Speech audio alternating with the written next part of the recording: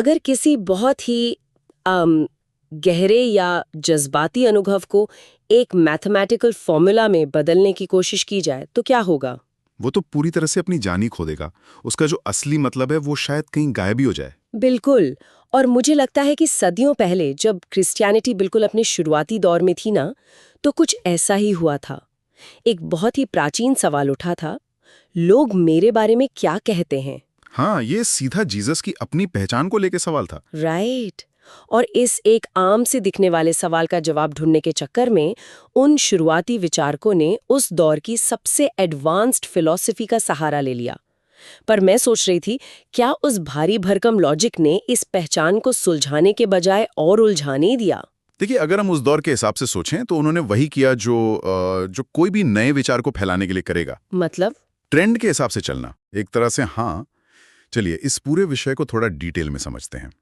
आज की हमारी इस चर्चा का जो आधार है वो है क्रिस्टीना मनोहर की 2007 की एक बहुत ही डिटेल्ड पीएचडी थीसिस, जिसका नाम है spirit christology an Indian christian perspective. Oh wow! Thesis का नाम सुनकर ही लग रहा है कि चर्चा बहुत दिलचस्प होने वाली है। हाँ, बिल्कुल। इस थीसिस में बहुत गहराई से बताया गया है कि जब ईसाई धर्म अपने शुरुआती जूइश दायरे से निकलकर ग्रीको रोमन कल्चर में प्रवेश कर रहा था, तब उन्हें एक ऐसी भाषा चाहिए थी जो वहां के लोग समझ सकें। यानी उस समय के ग्रीक और रोमन समाज के लोग। सही कहा। तो इसके लिए उन्होंने लोगोस शब्द का इस्तेमाल शुरू किया। अब ग्रीक फिलॉसफी में, खासकर स्टोइसिज्म में, लोगोस का मतलब सिर्फ एक मामूली शब्द नहीं था। अच्छा, तो क्या मतलब था इसका? ये दरअसल एक यूनिवर्सल रीजन था। आप इसे एक ऐसी रचनात्मक ऊर्जा कह सकते हैं जो इस पूरे विश्व को चलाती है, एक डिवाइन प्रिंसिपल ऑफ क्रिएटिविटी। तो जो शुरुआती थियोलॉजियंस से, उन्होंने इस ग्रीक कॉन्सेप्ट को सीधा जीसस के साथ जोड़ दिया। ये तो सुनने में एक बहुत ही स्मार्ट स्ट्रैटेजी लगती है। इससे अगर हम आज के माहौल से समझें तो ये बिल्कुल वैसा ही है जैसे किसी दूसरे देश की एक बड़ी ब्लॉकबस्टर फिल्म को किसी लोकल भाषा और मुहावरों में डब करना, हाँ, बिल्कुल वैसा ही। ताकि एक बिल्कुल नई ऑडियंस जो उस ओरिजिनल कल्चर को नहीं जानती वो उस कहानी से जुड़ सके। लेकिन यहाँ मेरा एक सवाल है। जी पूछिए। जब इतने बड़े पैमाने पर कल्चरल ट्रांसलेशन होता है, मेरा मतलब है एक पूरी विचारधारा को किसी दूसरी दुनिया के दर्शन में ढाला जाता है, तो डबिंग में कुछ ना कुछ तो जरूर खो जाता होगा ना। ओरिजिनल संदेश का वो एसेंस शायद वैसे ना रहे। एग्जैक्टली और यहीं पर सबसे बड़ी फिलोसॉफिकल समस्या खड़ी होती है। यहाँ जो बात सबसे ज्यादा दिलचस्प है वो ये कि जस्टिन मार्टर और ओरिजिन जैसे अर्ली चर्च के विचारकों ने इस लोगोस के आधार पर एक पूरा नया ढांचा खड़ा कर दिया, जिसे उन्होंने लोगोस फ्लैश मॉडल कहा, राइट? सही पकड़ा आपने। जस्टिन मार्टर ने स्टोइक विचारधारा से प्रभावित होकर इस यूनिवर्सल रीजन को एक फिजिकल फॉर्म दे दिया। उनका मानना था कि यूनिवर्स को चलाने वाला वही लोगोस जीसस में एक इंसान के रूप में व्यक्त हुआ। और फिर ओरिजिन ने इसमें एक और लेयर जोड़ दी। उन्होंने कहा कि आत्माएं पहले से मौजूद होती हैं और जीसस की आत्मा इस लोगोस के साथ एक मिस्टिकल डिवोशन के जरिए पूरी तरह जुड़ गई थी। तो इसका नतीजा क्या निकला? नतीजा ये निकला कि दोनों ही सूरतों में फोकस एक जिंदा इंसान पर कम और इस यूनिवर्सल लॉजिक या लोगोस पर ज्यादा हो गया। तो एक तरह से थियोलॉजी ने इंसानियत पर भारी पड़ना शुरू कर दिया था। लेकिन देखा जाए तो इंसान की फितरत होती है चीजों को बॉक्सेस में फिट करने की। हाँ, ये तो है। जैसे आज के वक्त में हम सोशल मीडिया पर लोगों को अलग अलग लेबल्स और कैटेगरीज में बांटना चाहते हैं ताकि उन्हें समझना आसान हो जाए। मुझे लगता है अर्ली चर्च ने भी यही गलती की। थीसिस में इस उलझन को पढ़ते हुए साफ दिखता है कि कैसे ये ग्रीक अनुवाद आगे चलकर एक लोगोस्ट्रैप बन गया। लोगोस्ट्रैप, बिल्कुल सही शब्द इस्तेमाल किया गया वहाँ। उन्होंने एरिस्टोटल के लॉजिक को अपना लिया और फिर बातें बहुत ही टेक्निकल होने लगीं।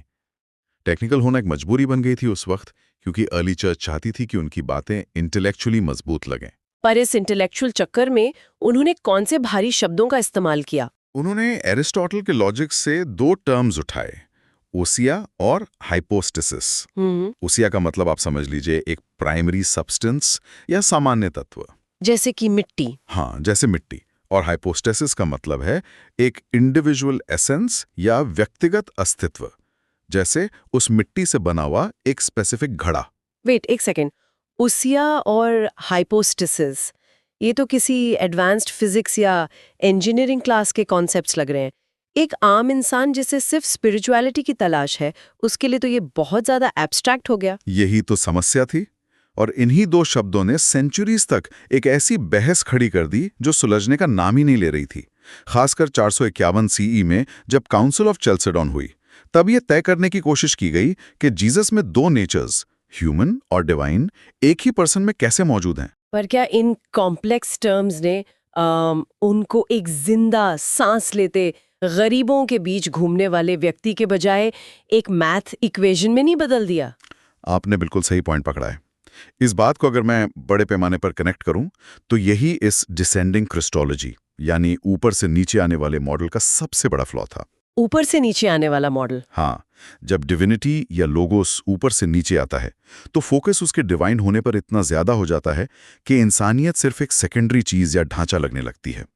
इसे थियोलॉजी में डोसेटिक टेंडेंसी कहते हैं। डोसेटिज्म, ये क्या होता है? डोसेटिज्म एक ऐसी सोच को कहते हैं जहां यह माना जाने लगा कि जीसस की इंसानियत तो बस एक दिखावा थी, एक इल्यूजन था।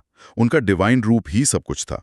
एक विचारक थे लियोन्टियस ऑफ बिजेंटियम। उन्होंने तो यहां तक कह दिया कि जीसस की ह्यूमन नेचर का अपना कोई इंडिपेंडेंट वजूद ही नहीं था। वो डिवाइन लॉगोस के अंदर ही सिमट कर रह गई थी। बाप रे! तो इस लॉजिक के हिसाब से तो उस व्यक्ति के अपने स्ट्रगल्स, उनके दुख, उनकी इंसानियत, ये सब कुछ तो सिर्फ बैकग्राउंड नॉइज बनकर रह गया। पूरी तरह से। और यहाँ से ग्रीक फिलॉसफी की एक और अजीब चीज सामने आती थी इसमें, जिसे एपथिया कहते हैं। हाँ, एपथिया, ये एक बहुत बड़ा कॉन्सेप्ट था। ग्रीक सोच में ये माना जाता था ना कि जो चीज परफेक्ट है या जो ईश्वर है, वो कोई दुख, दर्द या भावना महसूस नहीं कर सकता। वो इम्यूटेबल और इम्पैसिबल है।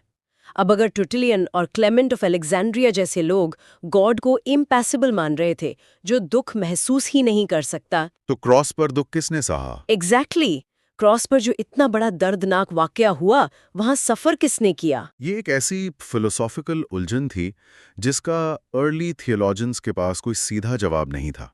वो इस पर बुरी तरह अटक गए थे। एथनेशियस और सिरिल ऑफ अलेक्जेंड्रिया को बहुत मुशक्कत करनी पड़ी ये समझाने के लिए। तो उन्होंने क्या तर्क दिया? आखिर में उन्हें ये कहना पड़ा कि दुख सिर्फ उस ह्यूमन नेचर ने, उस फ्लैश ने सहा, लॉगोस ने नहीं। सिरिल ने यह समझाने की कोशिश की कि लॉगोस क्रॉस पर डेथ का सब्जेक्ट जरूर था, लेकिन गॉड का जो कोर एसेंस है, उसने सफर नहीं किया। सफर सिर्फ उस शरीर ने किया जो उन्होंने पहना हुआ था। ये एक्सप्लेनेशन तो और भी ज्यादा अजीब लगती है मुझे। अजीब तो है। ये तो कुछ वैसा ही हो गया जैसे किसी अमीर देश का कोई मल्टी बिलियनर एक दिन के लिए आम आदमी बनने का नाटक करे। वो सड़क पर जाए, फटे हुए कपड़े पहने, भूख का नाटक करे, लेकिन असल में उसके पास तो किसी भी वक्त अपने प्राइवेट जेट में बैठकर वापस अपने महल में जाने का रास्ता है। बिल्कुल सही एनालॉजी है ये। वो उस असली भूख को, उस असली लाचारी और दर्द को कभी पूरी तरह नहीं समझ सकता जो एक सड़क पर रहने वाला इंसान रोज सहता है। तो मेरा पॉइंट ये है कि अगर डिविनिटी उस ह्यूमन सफरिंग को पूरी तरह महसूस ही नहीं कर सकती, तो फिर इस पूरे इनकारनेशन का मतलब ही क्या रह गया? उस बिलेनियर वाली एनालॉजी को थोड़ा और आगे बढ़ाते हैं। अगर उस बिलेनियर को असली भूख का एहसास ही नहीं है, तो वो कभी भी उन गरीबों के उद्धार या भलाई के लिए कोई ऐसी पॉलिसी बना ही नहीं पाएगा जो काम करे। सही बात है। थियोलॉजी में इस बात को एक बहुत मशहूर लाइन से समझाया जाता है, what is not assumed is not healed. यानी जिसे पूरी तरह अपनाया नहीं गया, जिसे जिया नहीं गया, उसका इलाज या उसका उद्धार भी नहीं हो सकता। ओह वाओ, ये काफी गहरा थॉट है ना? अगर डिवाइन ने मनुष्य के दुख को, उसकी सफरिंग को अपने अंदर पूरी तरह नहीं समाया, तो वो इंसानियत को बचा कैसे सकता है? यही वजह है कि आज के कंटेम्प्रेरी थियोलॉजियंस जैसे मोल्टमैन और लिबरेशन थियोलॉजियंस इस एपथिया के कंसेप्ट को पूरी तरह नकार रहे हैं। और नकारना भी चाहिए।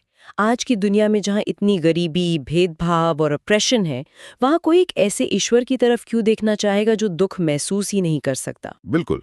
इस एपथिया वाले मॉडल की आज की रियल वर्ल्ड समस्याओं के सामने एक तरह से फेल होने की यही वजह है। लेकिन इस सब में एक और चीज हुई।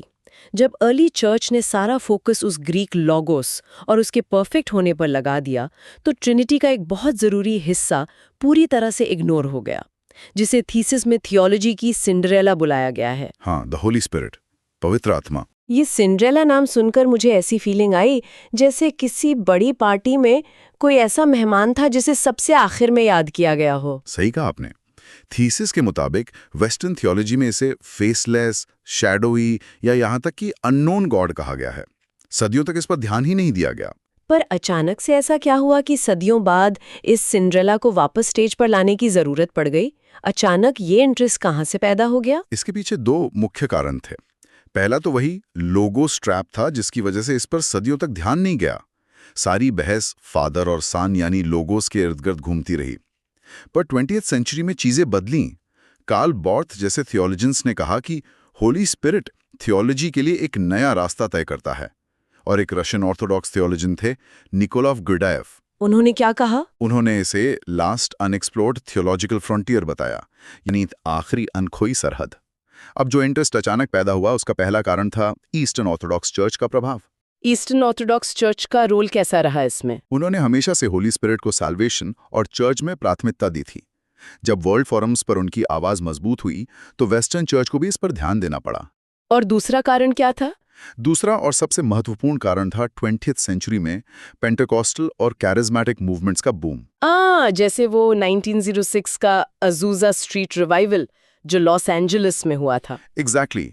उस मूवमेंट ने धर्म को सिर्फ एक एब्स्ट्रैक्ट फिलॉसफी नहीं रहने दिया, बल्कि उसे एक एक्सपीरियंस बना दिया, एक विजरन अनुभव। यानी रिलीजन को किताबों और एरिस्टोटेलियन लॉजिक से निकाल के वापस रियल लाइफ में ला दिया। सही कहा। और इसका असर आप देखिए नॉन वेस्टर्न देशों में, जैसे अफ्रीकन इंस्टीट्यूटेड चर्चेस में भारी विकास देखने को मिला।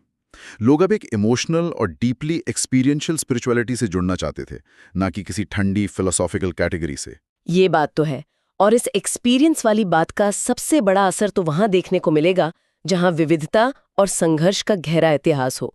यहां से हम इस नए होली स्पिरिट मूवमेंट को दुनिया से उठाकर उस कॉन्टेक्स्ट में लाते हैं जो इस पूरे थीसिस का सबसे मुख्य बिंदु है, भारत। बिल्कुल, इंडिया का कॉन्टेक्स्ट यहाँ बहुत जरूरी हो जाता है। क्योंकि भारत एक बेहद प्लूरलिस्टिक देश है।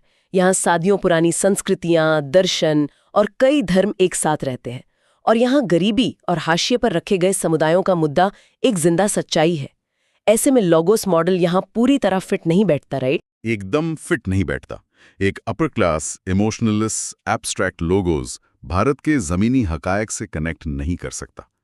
इसीलिए थीसिस ये बताती है कि हिंदू फिलॉसफी के डीप कॉन्सेप्ट्स का इस्तेमाल करके स्पिरिट क्रिस्टोलॉजी को भारत में बहुत प्रभावी ढंग से समझा और समझाया जा सकता है। यहाँ आकर चीजें वाकई दिलचस्प हो जाती हैं मेरे लिए। एक कॉन्सेप्ट जो प्राचीन ग्रीक फिलॉसफी की वजह से उलझ गया था, अब एक बिल्कुल अलग एंशिएंट कल्चर यानी हिंदू फिलॉसफी की मदद से अपना नया और गहरा रूप ले रहा है।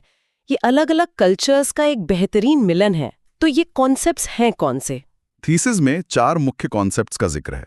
सबसे पहला है आत्मन यानी इनर सेल्फ, इनवर्ड ओरिएंटेशन। हाँ, ग्रीक फिलॉसफी दुनिया को बाहर से एनालाइज करने पर जोर देती थी, लेकिन आत्मन अंदर की तरफ देखने का रास्ता देता है। जब इस नजरिए से देखा जाए तो डिवाइन कहीं दूर आसमान में नहीं, बल्कि हर इंसान के भीतर एक गहरे सच के रूप में स्थापित होता है। ये सीधा उस एक्सपीरियंस वाली बात से जुड़ता है जिसका हम जिक्र कर रहे थे। अगर डिवाइन आपके अंदर है तो आपको उसे रैशनली समझने से ज्यादा उसको अनुभव करने की जरूरत है। सही कहा। फिर दूसरा कॉन्सेप्ट आता है अंतर्यामी, जिसका मतलब है इनर कंट्रोलर, सबके भीतर बसने वाला संचालक। इसे कैसे अप्लाई किया जा सकता है? ये कॉन्सेप्ट गॉड, इंसान और नेचर के बीच एक आपस का गहरा रिश्ता बनाता है। जैसे आज के इकोलॉजिकल क्राइसिस के दौर में ये मॉडल सिखाता है कि डिविनिटी नेचर से अलग नहीं है। ये एक आइसोलेटेड स्पिरिचुअलिज्म की जगह पूरे कॉस्मॉस के साथ जुड़ने पर जोर देता है। ये सच में बहुत होलिस्टिक अप्रोच है। लेकिन अगर हम थोड़ा पहले हुई उस चर्चा पर वापस जाएं, वो अमीर आदमी का नाटक और सफरिंग वाली बात, भारत में तो दुख और दबाए गए समुदायों के स्ट्रगल्स एक बहुत बड़ी रियलिटी है। ऐसे में ये शांत इनवर्ड लुकिंग मॉडल इन संघर्षों का सामना कैसे करेगा? यहीं पर तीसरा कॉन्सेप्ट आता है शक्ति यानी डिवाइन एनर्जी। शक्ति। जी, जब क्रिस्टोलॉजी को शक्ति के लेंस से देखते हैं तो डिविनिटी एक निष्क्रिय या पैसिव एनर्जी नहीं रह जाती। वो एक ऐसी शक्ति बन जाती है जो एक्शन लेती है। भारत में जहां सदियों से डिस्क्रिमिनेशन रहा है, वहां एपिथिया वाले शांत गॉड की जरूरत नहीं है। वहां एक लिबरेटिंग पावर चाहिए जो अनजस्ट सिस्टम के खिलाफ खड़ी हो सके। एग्जैक्टली। शक्ति का कॉन्सेप्ट उस डिवाइन एनर्जी को एक ट्रांसफॉर्मेटिव फोर्स में बदल देता है। और आखिरी चौथा कॉन्सेप्ट है आनंदा यानी ब्लिस। सत सित आनंद वाला आनंद। हाँ, वही। आनंदा के जरिए उस क्रॉस पर होने वाले दुख को एक अलग पर्सपेक्टिव मिलता है। ये एक डेथलेस फॉर्म ऑफ जॉय को दर्शाता है, एक ऐसी परमानंद की स्थिति जो दुख के बावजूद कायम रहती है। तो जब इन चारों आत्मन, अंतर्यामी, शक्ति और आनंदा को एक साथ रखा जाता है तो होली स्पिरिट एक किताब का चैप्टर नहीं बल्कि एक स्ट्रगलिंग सोसाइटी के लिए उम्मीद बन जाता है। बिल्कुल। और देखिए, हमारा मकसद यहाँ किसी एक विचारधारा को प्रमोट करना नहीं है। हम तो बस इस एकेडमिक थीसिस में पेश किए गए ओरिजिनल आइडियाज का निष्पक्ष रूप से विश्लेषण कर रहे हैं कि कैसे अलग अलग सोर्सेस को एक साथ देखना कितना जरूरी है। और हमने वाकई बहुत कुछ देखा आज।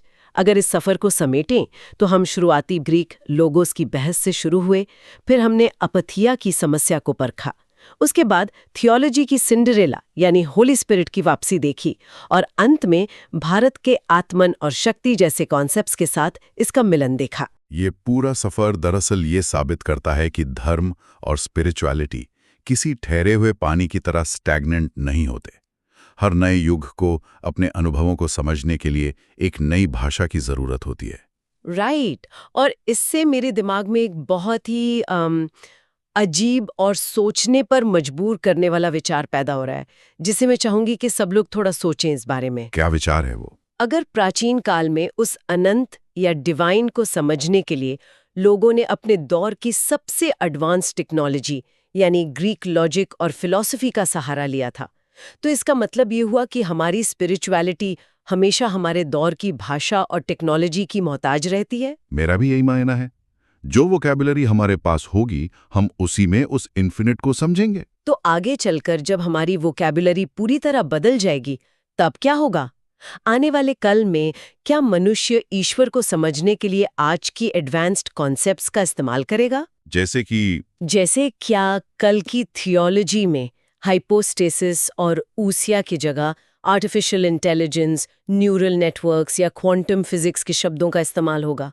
क्या फ्यूचर में हम उस डिवाइन फोर्स को एक यूनिवर्सल एल्गोरिदम या क्वांटम सुपरपोजिशन के रूप में डिफाइन करेंगे, जो हर जगह एक साथ मौजूद है?